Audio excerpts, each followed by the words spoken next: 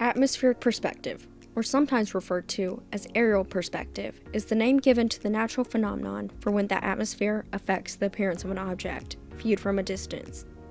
Basically, this is the IRL Instagram filter. It has two main components. Forms in the distance appear less clear, as there is less clarity than forms that are in the foreground. Anytime you look at something from far away, you cannot see it as clear as you do when you look at it up close. However, this does not mean that it's blurred, you're simply losing contrast.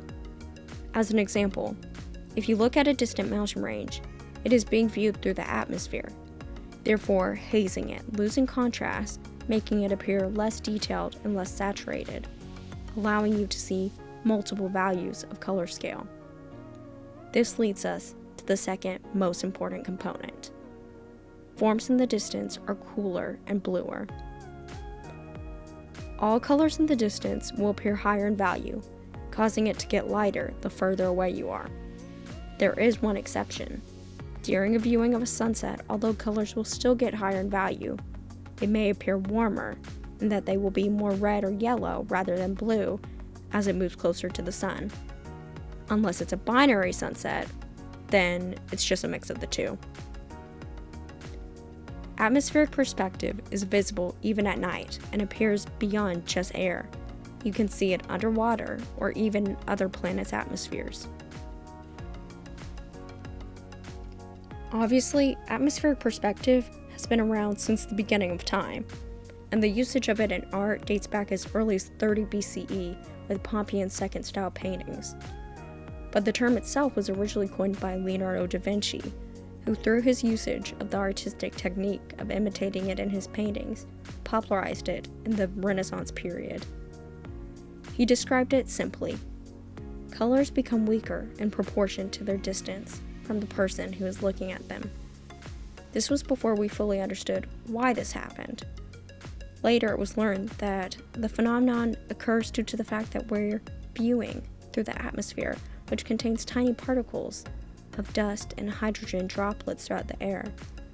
Normally, we cannot see it quite clearly on a warm day, despite it still existing, since strong lighting, such as the sun's illumination, will weaken this effect. It is most obvious on a foggy, cool morning.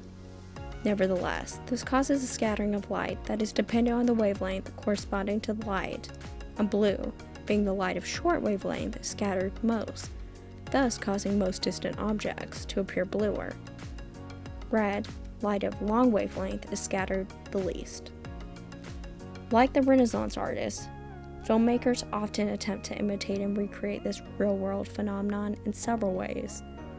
One is through smoking a set with dry ice and then backlighting the smoke.